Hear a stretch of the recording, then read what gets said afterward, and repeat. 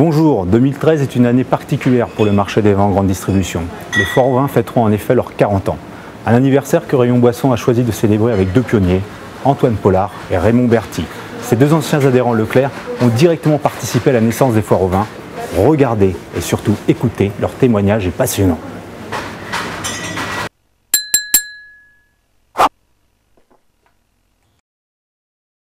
En 1973, c'était uniquement des vins de Producta. Vous savez, toute la gamme Producta qui était des montagnes, des Bordeaux Sud, des Montbazillac, des Lussac, etc. Et la gamme de UDP, Union des producteurs de Saint-Émilion. C'était des vins que nous avions en référence permanente. Et on faisait pratiquement tous les magasins qui voulaient vraiment bien le faire, faisaient un camion. Progressivement, nous l'avons fait sous chapiteau. Et nous avions des palettes de UDP, Union de producteurs Saint-Émilion, Côte-Rocheux, des choses comme ça. C'était un peu ça, nos foires aux vins. Et ils nous proposaient, et puis on les prenait, des propriétaires qui venaient vendre aussi leurs vins, qui animaient des gens de chez Producta, bien sûr, et de chez UDP. D'ailleurs, de très bons vendeurs, et puis qui sympathisaient volontiers avec nos consommateurs. Ça marchait bien, ça marchait bien. Souvent, on vendait nos camions, et les vins de chez UDP se vendaient très bien aussi.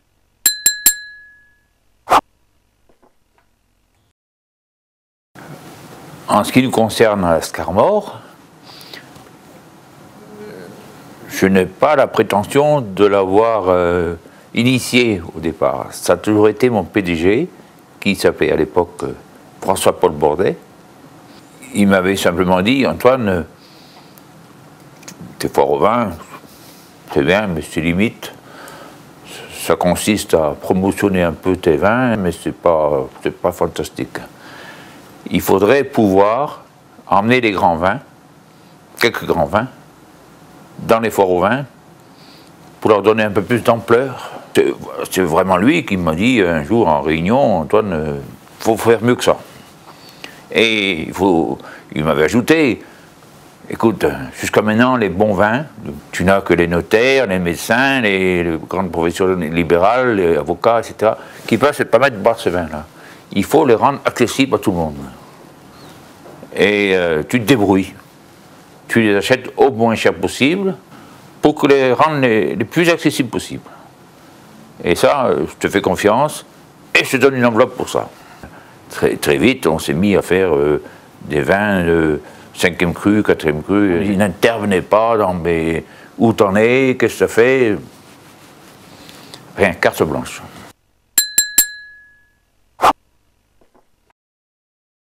On n'a jamais parlé de foire au vin. Et il s'est trouvé qu'on n'a pas eu du tout la même démarche. Moi, j'avais ouvert en 1968 et on avait remarqué, enfin j'avais remarqué que nous avions un creux dans nos chiffres d'affaires en octobre. On avait une saison qui était très forte, on était assez saisonnier, en juillet et en août. En septembre, on avait la rentrée des classes. En novembre, on faisait notre anniversaire. Et en décembre, bien sûr, il y avait les fêtes de Noël. Et octobre était une période creuse. C'était très gênant d'avoir ce creux dans nos chiffres d'affaires. Donc, d'autant plus que les commerçants du centre-ville de Vannes faisaient des quinzaines commerciales en octobre qui nous coupaient un peu la clientèle. Donc, j'ai cherché un moyen d'animer un peu le magasin parce que nous étions à l'époque tout à fait décentralisé. On était dans les champs, nous, carrément, dans ces années-là. Il n'y avait pas de construction tout autour. Et il fallait faire venir la clientèle. Donc, je cherchais un moyen d'animer mon magasin. Alors, le rayon qui marchait le mieux était le rayon des liquides, au point de vue chiffre d'affaires. Mais à l'époque, nous n'avions pas une clientèle qui était composée de gourmets. On vendait surtout du vin rouge en bouteille, 1 litre, bouteille étoilée, et assez peu de vins de qualité. C'était surtout des vins de Loire et un peu de Bordeaux, un peu de Côtes-du-Rhône, mais c'était vraiment du bas de gamme. Et il fallait faire du chiffre avec tout ça. Donc on promotionnait dès 73, on peut dire dès qu'on a eu un magasin suffisamment grand, puisqu'il faisait quand même 1200 mètres carrés à l'époque, ce qui était grand pour l'époque, nous faisions des promotions donc sur le vin. Ça s'appelait pas encore foire au vin, c'était promotion, c'était vente flash, enfin tout ce qu'on veut, mais pas véritablement le nom foire au vin. Alors d'où c'est venu ce nom? J'avais un collègue de travail à la centrale d'achat qui venait d'ouvrir un magasin à Tours et qui avait du mal à se faire une clientèle. Et comme il était assez astucieux, il avait imaginé de louer un chapiteau, de le mettre sur son parking et de faire une foire à la choucroute. Bien arrosée de bière, évidemment. Il m'en a parlé à la centrale. Il m'a dit, alors la foire à la choucroute, superbe, ça plaît, les gens sont contents, c'est festif. C'est vraiment la chose qu'il faut faire si on veut dynamiser les ventes. Bah, j'ai dit, moi, la choucroute à Vannes, c'est pas vraiment la nourriture du coin. Il va falloir que je trouve autre chose. Et naturellement, faisant des animations dans les vins en octobre, ça m'est venu l'idée de faire l'animation sur le parking dès la fois suivante. Donc on a commencé en 74 et 75, 76, à faire venir des camions sur le parking. Alors là, on voulait faire de la masse. Hein. La foire, pour moi, c'était à l'extérieur, c'était populaire et c'était des gros chiffres d'affaires. Comment faire? Alors j'ai fait venir des camions, mais en ciblant les produits de grosse vente. C'est-à-dire, chez nous, il y avait le Muscadet, le Gros Plan, le Côtes-du-Rhône et un Bordeaux. Tout ça dans des prix très accessibles, mais seulement 4 produits. À 4 produits, ce n'était pas grand-chose. Il fallait faire de la vente avec 4 produits. Comment faire? Alors, j'ai imaginé un système qui a marché tout de suite. C'était de donner des gratuits. Alors, dès le départ, je donnais, j'avais fait 3 lots, 3 types de lots. Alors, je faisais 12, 24 et 48 bouteilles. Je donnais pour 12, 2 bouteilles, et puis 2, 4 et 8 bouteilles. Mais avec des prix dégressifs. C'était la bouteille de 48 coûtait moins cher à l'unité que la bouteille de 12. Et on est parti comme ça. Et le fait qu'il y ait des gratuits, ça a été une ruée, carrément. Donc on a fait venir des camions de nos fournisseurs. Alors j'avais 2 fournisseurs seulement, parce que c'était vraiment la grande cavalerie. Nous avions pour les vins de Loire Jean Beauquin de Valette, et pour les autres produits, les vins rouges de Bordeaux et de Côtes-du-Rhône, on prenait ça chez notre grossiste habituel, la société Friedrich à Nantes, qui nous fournissait tous nos vins ordinaires. Et ça a été un succès immédiat et énorme, puisqu'on faisait grosso modo 20 000 cols par produit. Alors au départ, on ne faisait que des publicités en format A5 que nous faisions imprimer chez un imprimeur vannetais, une imprimerie ouvrière, et on distribuait ça par la poste, et aussi on faisait la tournée des boîtes à lettres. Moi-même, j'avais avec ma petite voiture, mes enfants aussi, on allait dans les HLM de Ménimur et de Carcado, les plus peuplés, et on déposait nos documents nous-mêmes. Et on en distribuait aussi aux caisses la semaine précédente. Donc tout ça, ça a été un succès permanent, telle enseigne qu'on a commencé à vouloir étoffer un petit peu. Imaginés et inventés par les Leclerc-Breton, les foires au vin se sont déployés progressivement partout en France. Chez Leclerc bien sûr, mais aussi dans les autres enseignes. Comment ce développement a-t-il été mené? Quel rôle ont joué les grands crus? Regardez.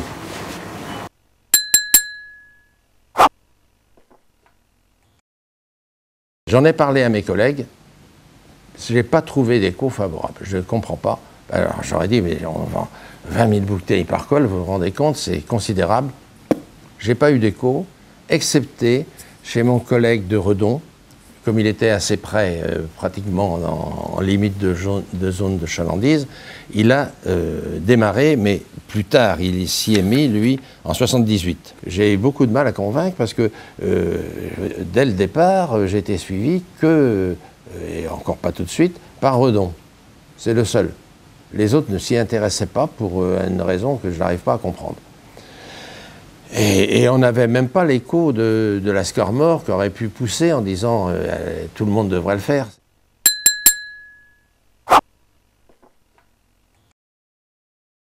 Moi, j'ai retrouvé des publicités.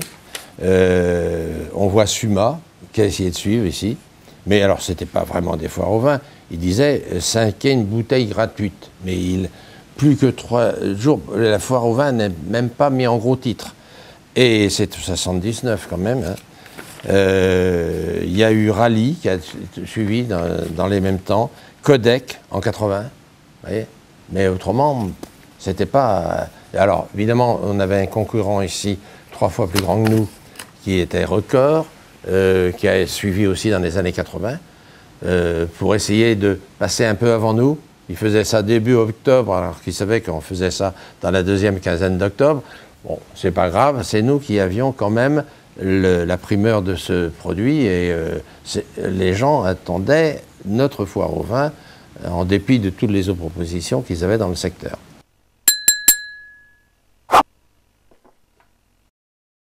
Les grands crus, on n'avait pas toute la gamme, mais au départ, on est passé en 75-76 dans Chaspin, Trentodon, Camansac, des choses comme ça. Très vite, parce que François Paul avait dit il faut valoriser un peu plus nos foires au vin.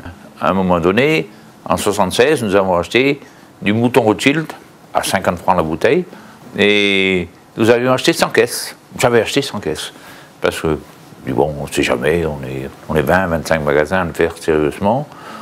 Oh, ça fait 5 caisses chacun, ça me paraissait correct. Et moi j'en avais pris 10, on les a vendus tout de suite. C'était à moi, enfin en l'occurrence parce que j'étais chargé des vins et des liquides en général, de penser, d'essayer d'ajuster les commandes. Ce que peuvent prendre les magasins, tel magasin, je disais, Gouinou peut prendre tant, Quimper peut prendre tant, ben, les leaders, si vous voulez, quoi. Alors, j'ai essayé de... Bon, je disais, je prenais 300 caisses en Chaspin, j'allais prendre 600 caisses en Trentodon, 300, 250 en Camansac. Chez Teil, je prenais aussi quelques vins. Et puis, si vous voulez, c'était délicat, si vous voulez. Tout était livré sur Score-Mort, et chacun, au moment de la foire au vin, prenait ce qu'il voulait. Ce qui fait que des fois, bien sûr, je tapais juste ou je tapais limite.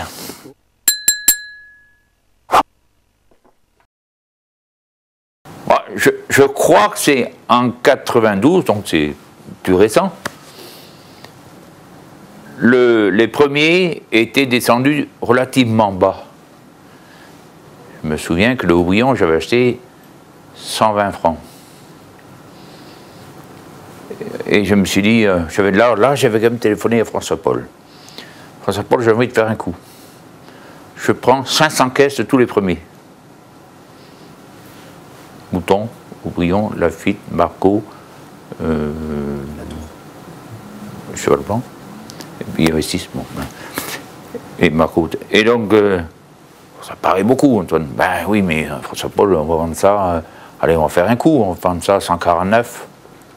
Ou ceux qui resteront dans les stocks vendront ça un peu plus cher. Et on n'en vendait plus la moitié. C'était un gros coup, parce que ça faisait un chiffre d'affaires assez important finalement.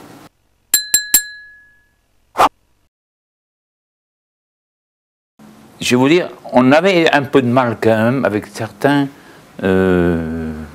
propriétaires.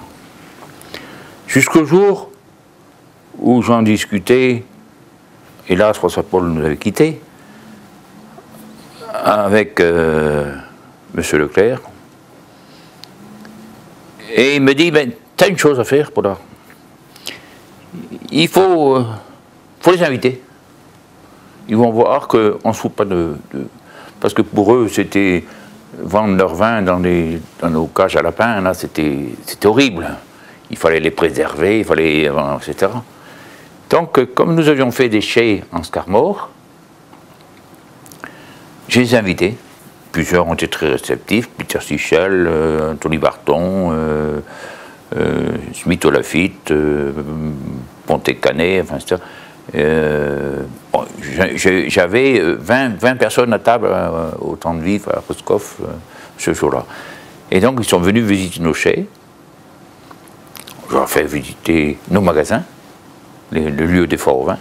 Je n'ai pas été les emmener où là où il y avait des tentes, ou bien là où ils le faisaient dans un secteur.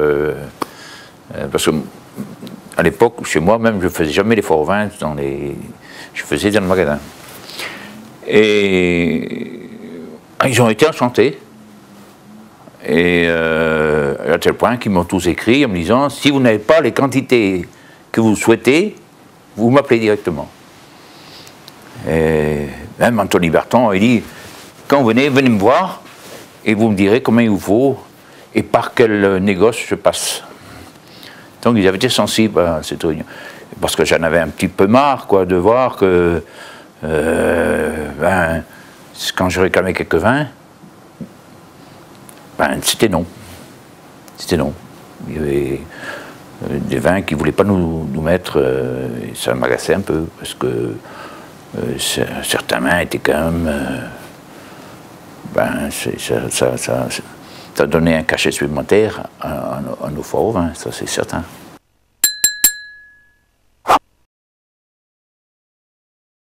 Ça s'est développé par le fait que nous avons élargi l'éventail de nos propositions et grâce à la centrale, bien sûr, qui pouvait avoir des possibilités d'investigation et d'achat bien supérieures à ce qu'un seul individu pouvait faire. Et aussi le fait que nous avions des chapiteaux de plus en plus grands sur nos parkings, qui étaient eux-mêmes de plus en plus grands. Et on pouvait se permettre d'encombrer nos parkings avec des chapiteaux qui faisaient 400, 500, 600 mètres carrés, ce n'était pas un problème. Donc on pouvait davantage présenter de gammes intéressantes. Donc mon souvenir des années 80, c'est que ça a été une explosion, non pas de la façon dont j'avais imaginé le système avec des gratuits, mais avec un choix considérable et des vins encore mieux placés que ce que j'aurais pu avoir en achetant tout seul. 40 ans après leur création, les foires au vin sont devenus un événement incontournable. La prochaine édition devrait générer un demi-milliard d'euros de chiffre d'affaires. Quel regard portent Antoine Pollard et Raymond Berty sur une opération devenue un phénomène commercial ?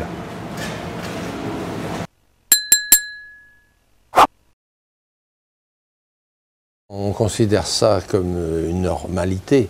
Un magasin qui se respecte se doit de faire une foire au vin. Ce qui est dommage, c'est qu'on n'ait pas déposé le titre. Si on avait déposé le nom, ça serait quand même très intéressant. Hein. Mais bon, mais certains, il faut reconnaître que certains magasins continuent quelquefois à mettre la fête des vins. Et ils tournent différemment. Mais c'est quand même toujours la foire au vin Leclerc qui est attendue par les consommateurs. Il n'y a rien à faire. On a beau se démener dans les autres enseignes, ils n'auront jamais l'impact que nous avons eu et qu'on continue à avoir par des achats intelligents, en primeur, avec des crus bien choisis. Je pense que pour nous déboulonner, ça sera extrêmement difficile.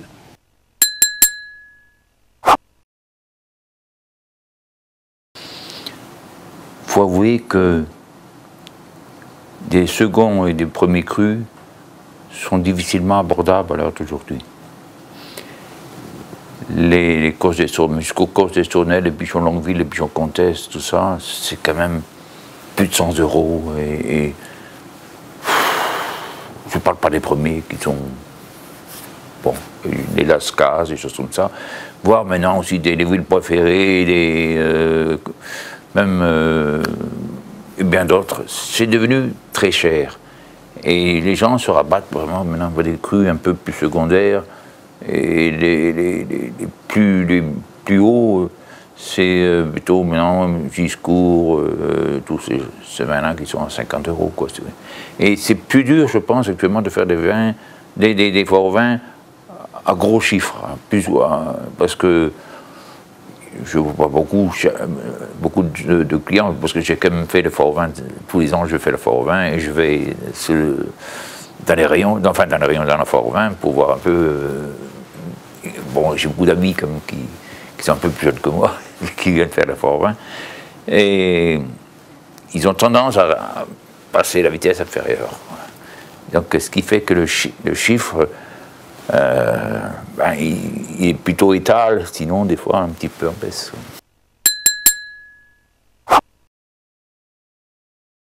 Ce qui a été frappant, c'est que maintenant, nous ne sommes pas trop axés sur les grands vins. Nous commençons à vendre très bien des vins qui autrefois n'étaient pas appréciés. Hein, par exemple, les Alsaces chez nous avaient une très grande difficulté à être vendus. Actuellement, nous en vendons des quantités. De même, des vins qui paraissent secondaires, comme le Cahors ou les vins du sud-ouest ou de Languedoc. Autrefois, ils n'étaient pas très bons d'ailleurs, et on ne les vendait pas bien. Maintenant, avec les perfectionnements de la vinification, on a des très bons vins, tout à fait corrects, et qui commencent à prendre de la place dans nos foires au vin. Oui, en Alsace, nous faisions une gamme très limitée. C'était du Logel, quoi. Bon, c'était pas terrible. Et nous avons connu M. Blanc, Marcel Blanc, qui a été un peu notre personnage central, et qui, nous avons été chez lui, et puis chez d'autres, et on s'est rendu compte qu'il y avait vraiment des Alsace beaucoup plus corrects que ce que nous achetions. Et ce qui fait que nous avons développé la présentation déjà, et la qualité. Et maintenant, il nous arrive de faire 400 000 bouteilles, 500 000 bouteilles d'Alsace, alors que dans le temps, bon, on parlait que de muscadet, gros plan, et puis que sais-je, moi. Et si je vous dis la vérité, je n'ai pas toujours été pour. Bon, il y en avait trop. Il y en avait trop. Je trouvais que donc on pouvait pas, on peut pas comparer. Ça me gênait. Maintenant, mon fils, il est à fond pour, donc je laisse faire. Mais il ne faudra pas que ça envahisse nos rayons. Moi, je trouve qu'il en faut quelques-uns, mais pas trop quand même, quoi. Parce que il faudra bien un moment dire si on est les meilleurs, il faudra même prouver qu'on est les meilleurs. Et les incroyables, vous pouvez les mettre au prix comme il n'y en a pas ailleurs. On ne pourra rien comparer. Ben, je pense que les incroyables ont l'intérêt de faire goûter un produit qui n'aurait pas été sélectionné par un acheteur qui passe dans les rayons, il ne sait pas. Ça lui permet de faire un essai, voir si ça correspond à son goût. C'est un effet marketing, mais qui n'est pas négligeable quand même. Sans ça, il y a bien des bouteilles qui resteraient dans les rayons sans avoir été achetées du fait qu'ils ne sont pas très connus.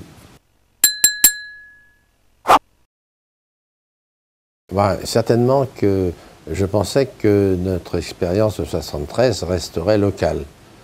Et puis, bien, toutes les autres enseignes ont mis du temps, mais ont fini par se rattacher à ce concept. Il est certain que quand je me promène à l'époque des foires au vin dans d'autres régions que la mienne, je suis très heureux. Je réside de temps en temps dans le midi de la France. Je me fais un plaisir d'aller voir les foires au vin chez mes collègues de la région. C'est évident. Et c'est toujours une grande satisfaction, ça c'est certain. Oui, on peut être que satisfait que c'est pu durer. Parce que au début, bon, on n'est pas sûr de ça, mais je trouve très bien que ça perdure.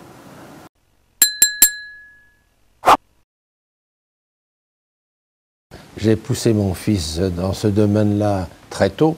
Il s'en occupait d'ailleurs dans le magasin ici avant de s'en occuper à la centrale. C'est pour ça que Michel Cognier l'a pris avec lui. Mais